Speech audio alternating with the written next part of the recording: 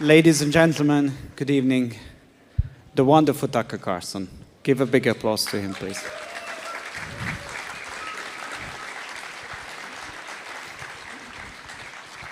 It was great.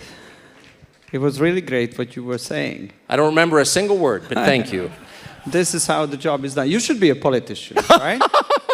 I think I'd be assassinated immediately, but thank you. You were talking about leadership, right? Yeah, it really matters. It matters. Without it, the people die. It's true. I don't know if you realize, but I became very famous in Hungary because actually I was your last foreign guest at the Fox News, and they fired you after the interview with me. They did. The Hungarian was just one guest too far. Here in Hungary, everybody thinks that they fired you because of me. Trust me, I have no idea why I got fired. It may have been you. I would not be totally surprised. Oh, sorry, my colleagues are just saying that the last foreign guest was a Canadian, not me. That doesn't really count. Yeah. You have to see. You have to believe in your own country to be identified as a foreigner. See. So now you sit here as a free man. Yes. If I may say. How is to be free? How is your life doing? I've loved it. I mean, thankfully, the people I worked with on my show were also fired with me. I don't know, they were quite... Congratulations to them as well. My executive producer, Justin Wells, we've been together for many years and we're very close, and he got fired 2 minutes after I got fired, and I called him and I just said, I'm so glad you were fired. So my world hasn't changed that much, actually, and I've been married, I've been with the same woman for 39 years, and I have a very large and very close family, and the people I work with haven't changed, and my dogs are, we have a lot of dogs, and they're still there, so my life hasn't changed that much. And by the way, I should say, for whatever it's worth, no one really cares, but Fox was really nice to me for the 14 years I worked there. They never said, you can't say this, you can't say that. They let me say whatever I wanted, and I knew on some level, probably someday I'll go too far and have like a Hungarian on, and they'll fire me, and they did, but they were always nice to me. I can't kind of complain about Fox, I'm just being honest. And what are your plans for the future? I think that this is what, in this uncertain situation, gives you a purpose of life, right? I would say two things. One, this is the third time I've been fired as an adult, and I would really recommend it to anybody. I think it's... What was the first two? I worked at other cable news networks and was also unceremoniously fired, and always on the front page of the New York Times with cackling glee. But it's great to get fired because it keeps you from being a truly horrible person. I mean, we're all sort of horrible people because we're people. But getting fired, the problem with men when they're successful is they start to think they're Jesus. It just happens, and you get this hubris, like I can do anything, I'm so important. And getting fired reminds you that, no, you're just like everybody else. You're kind of a ridiculous person, and in the end, you'll die alone and terrified like every other human being from the beginning of time, and like you're just like everybody else, and stop that. And that's a really good thing to learn about yourself. Being humiliated is the greatest learning, in fact, I will say, it's not the greatest learning experience, it's the only learning experience, at least for men. Now, I can just speak because I'm a man, and men need to be humiliated fairly regularly to keep their souls pure. Otherwise, they become absolutely unbearable, and anyone who's married to one can tell you that that's true. So I'm really glad that and I think my wife was really grateful that I got fired also. But I would say the second thing I learned, and that's why I'm here today, is that the United States is very geographically isolated, as I noted a minute ago. One of the most isolated countries in the world, and that's been the secret to our success, I would say. We're not getting invaded by Canada, and we would win, for the record, if we were. But American news consumers are not interested in the rest of the world, or that was the idea in all the years I've been in the news business. I'm very interested in the rest of the world because it's interesting, and because I grew up in a family that was interested in the rest because of my dad's job. So we did a bunch of stories on places like Hungary and El Salvador and Finland and Brazil, and we went around the world and did these stories, and people turned out to be interested in them. It was a little bit surprising. It would not be surprising here because you're in the middle of Central Europe with 7 neighbors, so everybody in Hungary is thinking about other countries all the time. But in the US, that was a big thing. Like, really? They're interested in Hungary? very interested in Hungary. So that was such a happy surprise to me, and I plan to keep, I mean, there's so much I want to see in the world because the world is resetting completely. The post-war order is collapsing. NATO is going to collapse, obviously. You can't have the driver of NATO, which is the United States, sabotage Germany's main source of cheap energy in Nord Stream. The Biden administration blew up Nord Stream. And the Germans are so self-hating, they won't say anything about it. They sort of put their head down like, no, I don't want to talk about that. Okay. But I do want to talk about it because it's important. First of all, it was the biggest act of industrial sabotage in history. Second, it was the largest man-made CO2 emission in history, which if you're a global warming cultist is like the devil himself come to earth, and the Biden administration did that. But third and most important, it was an attack on Germany, which is the most powerful country in Europe. Western Europe is America's last main ally, and we just attacked our most important ally. NATO cannot stand long term. At some point, the Germans are going to wake up and be like, wait a second, we had chemical plants 2 years ago, now we don't. You just wrecked our economy. I don't think it can continue after that. I really don't. Maybe I'm wrong, but I don't see how it does. I can remember the day after I was in your show. I spent some days in Washington, and the day after, there was the 50th anniversary conference of the very famous Heritage Foundation, probably one of the most influential think tanks in the United States and in the entire world, actually. And it was a big gala. You gave a wonderful speech there, and more than 1,000 people showed up. And you know, my face, my character, everything. I'm just a Hungarian, you know. Foreigner. Just a Hungarian. Foreigner in Washington, D.C. So it's, but more than, I would say more than 50 people recognized me and told me on that night that, you know, I saw you in Tucker yesterday and you did a great job, but I saw you, I was watching, and you know, it was a very strange observation for me because this was the point when I realized that even the political leadership or elite, I think mainly on the Republican side, but probably in a hidden way the Democrats are also following you, but you're following what you are saying.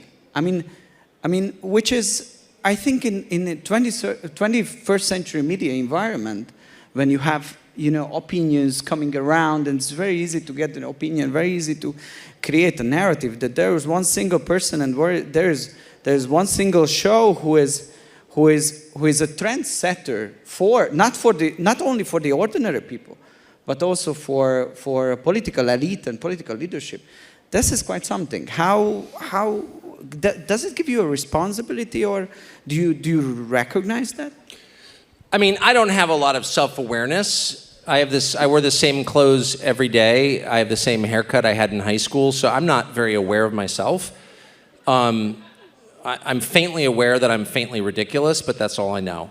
So I'm not aware of that. But I will say two things. One, we did that show at a moment when there was a power vacuum in the parties, and certainly a lack of ideas in the parties. Like the Republican Party just ran out of gas, Democratic Party ran out of gas, they had no new ideas. They were like, and that's what the trans thing is on some level. You know, they just like took the civil rights movement of the 50s and early 60s, removed African American, put in trans, and it's the same thing. It's like there's no new idea at all. It's just the same template. And the Republican Party stopped with Reagan, peace through strength. Reagan was a great president, famously, but like the world is very different from what it was 40 years ago, but they can't update the files in their head. So our contribution was just to try and think a little bit differently about it. I would say in your specific case, one of the reasons that so many people recognized you is because Hungary really is an inspiration to a lot of Americans. Not because it's radical, but because it's not.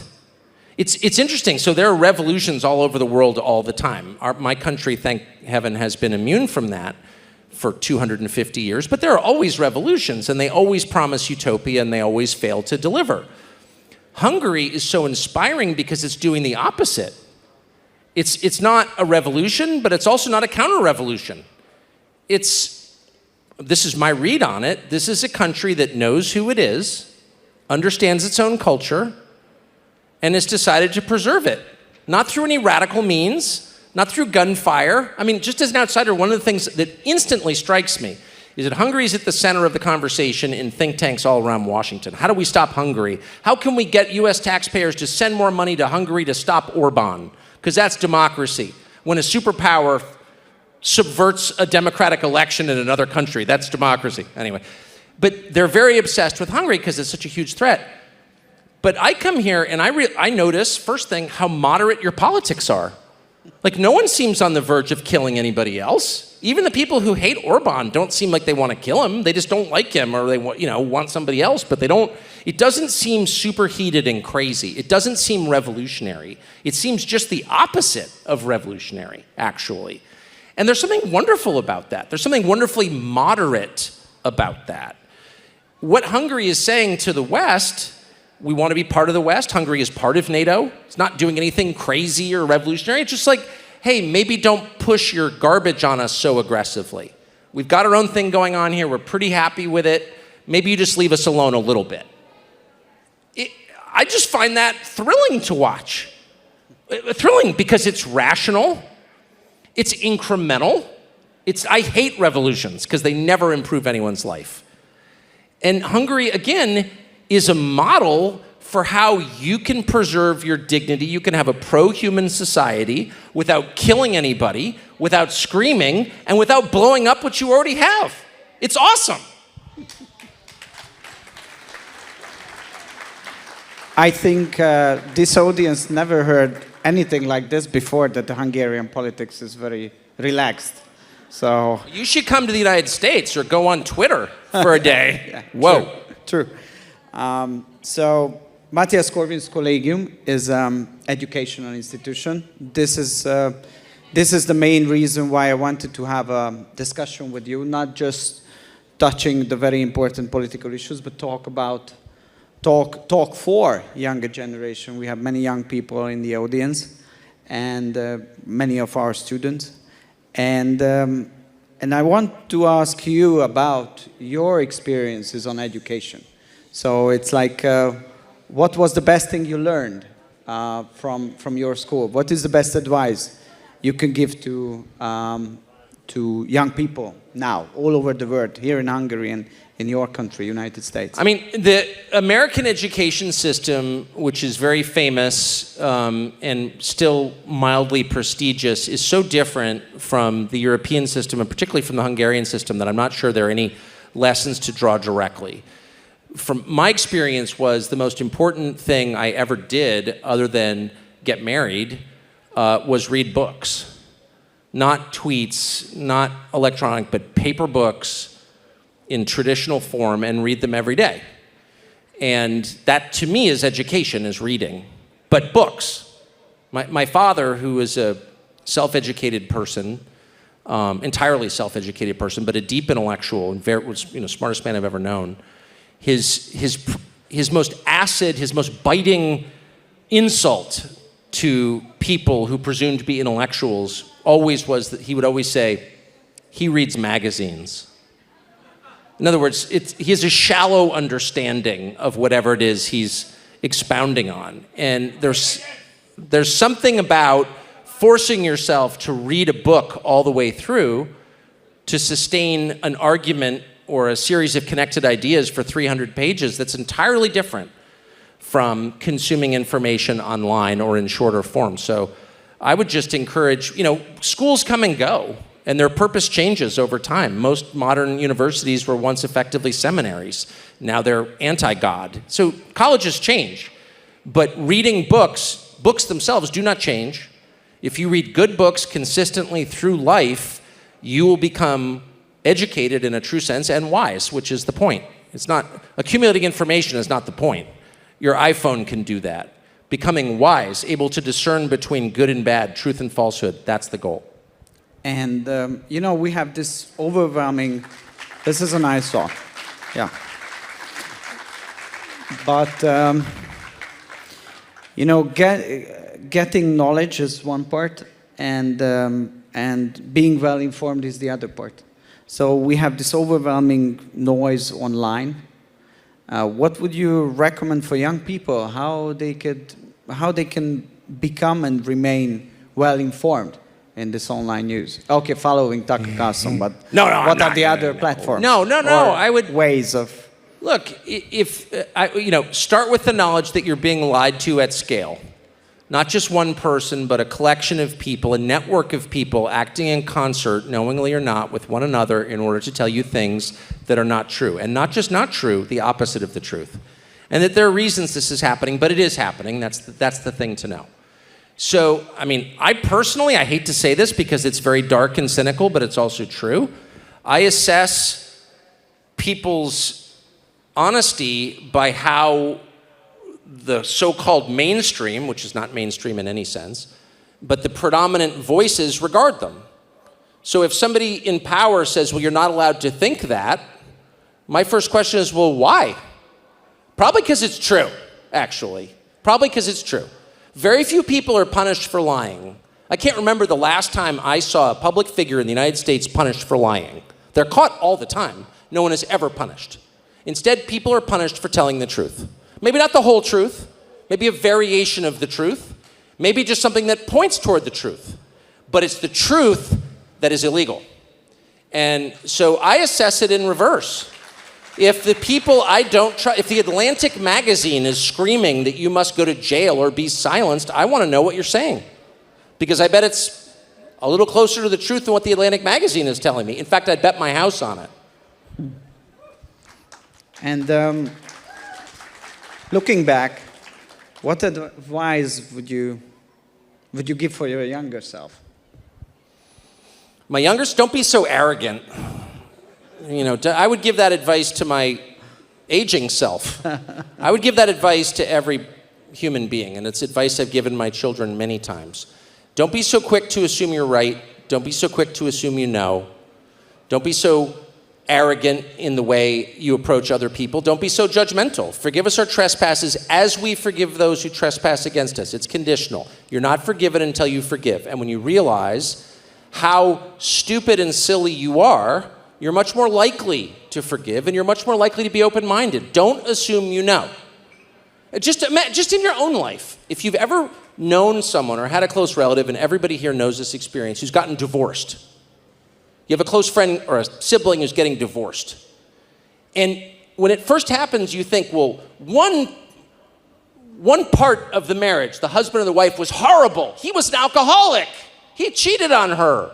She was mean. You think you know what actually happened in that marriage. But the more you learn, the more you realize, actually, I don't really understand what was happening in that marriage. No matter how close you are to it. You can't even understand someone else's marriage. You're telling me you're going to understand someone else's country? I don't think so. So go into every decision, every situation with the knowledge that you are seeing it incompletely. You are not seeing all the facts. You do not understand everything that has happened when you weren't there. You don't really know. The best you can do is guess with good faith and an open mind and hope you got it right. That's the best you can do. And if you go into life with that attitude, you will arrive at a wiser conclusion than if you approach it like your average Atlantic Council person approaches it, or the NATO leadership who's like wrecking the Western world right now, or the Biden administration, or your ridiculous, absurd, grotesque American ambassador to Hungary goes into it with, oh, I know what's right for you. No, you don't, son. You don't know, actually. You don't know anything about me. You don't speak Hungarian. Leave. Right? So that hubris, that belief you know things you don't, that lie that you can control things you can't, the most basic of all human misperceptions, which is that I am God. No, you're not. That's how we get into trouble. That's how people die, every time. Thank you very much, ladies and gentlemen, Mr. Tucker Carlson. Thanks so much.